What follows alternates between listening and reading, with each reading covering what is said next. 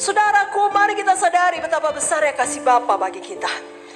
Apakah yang diberikan Bapa di sorga yang begitu mengasihi kita manusia yang berdosa?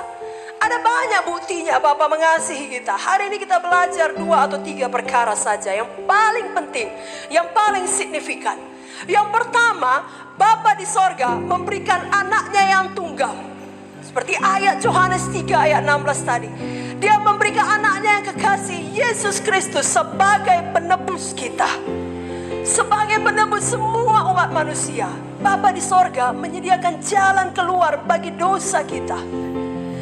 Jauh sebelum kita bertobat dari dosa tersebut. Bapa di sorga menyediakan jalan keluar bagi seluruh umat manusia dari hukuman yang menanti dia. 1 Yohanes 3 ayat 16 mengatakan, demikianlah kita ketahui kasih Kristus, bahwa ia telah menyerahkan nyawanya untuk kita. Jadi kita pun wajib menyerahkan nyawa kita untuk saudara-saudaranya, untuk saudara-saudara kita. Mengapa Tuhan Yesus menyerahkan nyawanya? Mengapa Tuhan Yesus harus menjadi penebus manusia? Karena tidak seorang pun manusia dapat menebus dirinya sendiri. Tidak seorang pun di antara kita dapat menyelamatkan diri kita sendiri. Oleh karena kita sendiri telah mati secara rohani. Saudaraku, tentu saudara setuju, orang mati tidak dapat membangkitkan orang mati lainnya. Jangankan orang mati lainnya, orang mati tidak dapat membangkitkan dirinya sendiri. Perlu kuasa ilahi untuk membangkitkan orang yang sudah mati.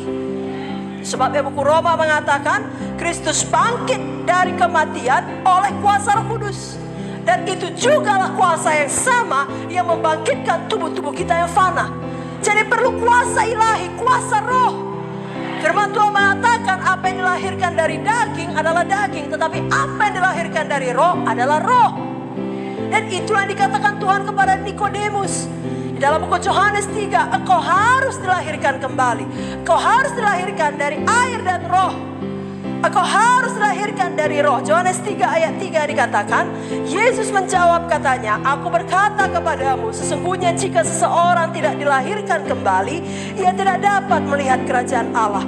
Kita harus lahirkan kembali. Kita harus lahir baru oleh kuasa Roh Kudus. Dengan cara kita percaya kepada Yesus Kristus. Saudaraku, Tuhan Yesus memang harus jadi penebus manusia. Karena kita manusia tidak dapat menebus orang lain untuk menghapus dosa-dosanya. Karena kita sendiri pun orang berdosa. Roma 3 ayat 23 tadi mengatakan semua orang telah berdosa dan telah kehilangan kemuliaan Tuhan. Itu sebabnya Bapa mengutus anaknya yang tunggal, yang tidak bercacat celah, yang tidak pernah berdosa. Tuhan Yesus turun ke dunia menjadi ganti kita. Betapa indahnya itu. Jangan mau lagi hidup dalam dosa. Karena dengan harga yang sangat mahal Tuhan membayar kita untuk membebaskan kita dari situ. 2 Korintus 5 ayat 21 mengatakan, dia yang tidak mengenal dosa telah dibuatnya menjadi dosa karena kita, supaya di dalam dia, supaya di dalam Yesus kita dibenarkan oleh Allah. Betapapun besarnya dosa kita Bapak Ibu Saudara, semua disucikan oleh darah Yesus. Oh, darah Yesus sangat berkuasa. Darah Yesus tidak akan pernah kehilangan kuasanya. Kalau dalam buku perjanjian lama sekalipun, lambang dari darah Yesus yakni darah anak domba. Ketika orang Mesir orang Israel keluar dari perbudakan Mesir, ketika mereka ada di sana tulah yang ke-10, Tuhan akan membunuh setiap anak sulung Mesir. Tetapi siapa saja yang menaruh darah anak domba di pintu jenang pintu, maka malaikat maut akan melalui tempat itu. Tidak ada kematian di rumah itu. Begitulah berkuasanya darah anak domba. Itu masih di perjanjian lama, lambang darah Yesus. Sekarang darah Yesus sudah benar-benar tercurah. Darah Yesus melindungi saudara. Darah Yesus menyucikan saudara. Darah Yesus ada di dalam setiap aspek hidup saudara. Mohon darah Yesus tiap-tiap hari. Mohon darah Yesus menyucikan saudara. Bapak Ibu Saudara, Bapa di sorga bukan hanya menghapus dosa kita, tetapi yang memberikan hidup yang baru, yang berkelimpahan kepada kita. Pengampunan yang diberikan Tuhan memulihkan kita. Artinya memberikan hidup yang baru kepada kita. Hidup yang berkelimpahan kepada kita. Mazmur 103 ayat 12 berkata, sejauh timur dari barat, demikian dijauhkannya daripada kita pelanggaran kita.